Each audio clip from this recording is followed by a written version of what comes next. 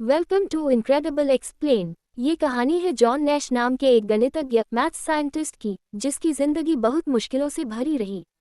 उसके दिमाग ने उसे दुनिया में महान बना दिया, लेकिन उसी दिमाग ने उसे परेशान भी कर दिया। साल 1947, अमेरिका की प्रिंसटन यूनिवर्सिटी। यहाँ एक बेहद होशियार लड़का पढ़ने आता है। उसका नाम है जॉन नैश। नैश बाकी लड़कों से अलग है।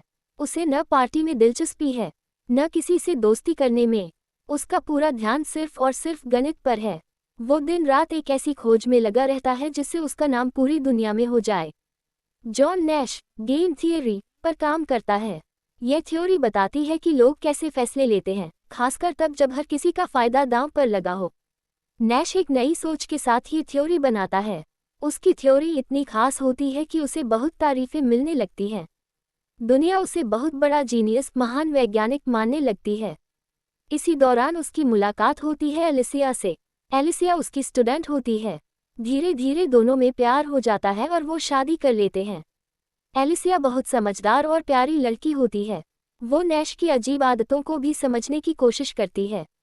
शादी के बाद नैश को लगता है कि वो अमेरिका की सरकार के लिए काम कर रहा है। उसे गुप्त मिशन दिया गया है। उसे रूसी जासूसों का कोड तोड़ना है। उससे मिलने आता है एक रहस्यमय आदमी, पार्चर, जो उसे सीक्रेट मिशन देता है।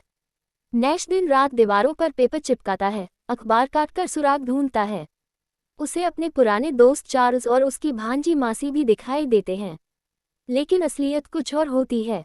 डॉक्टर बताते हैं कि नैश को एक गंभीर मानसिक बीमारी है, स्किज़ोफ्रेनिया।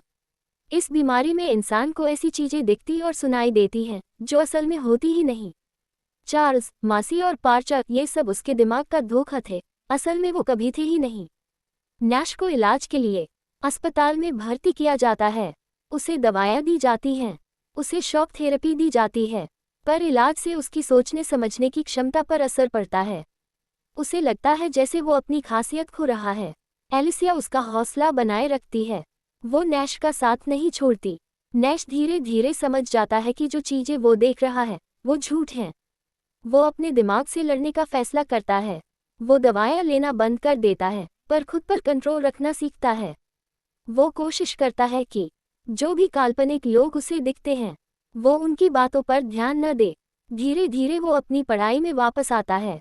उसे स्टूडेंट्स पढ़ाने का काम मिलता है। सालों की मेहनत और संघर्ष के बाद 1994 में जॉन नैश को नोबेल पुरस्कार मिलता है। ये सम्मान सिर्फ उसकी थ्योरी के लिए नहीं, बल्कि उसके मजबूत हौसले और बीमारी से लड़ने की जिद के लिए भी था। बीमारी चाहे शारीरिक हो या मानसिक, हिम्मत और अपनों के प्यार से उसे हराया जा सकता है।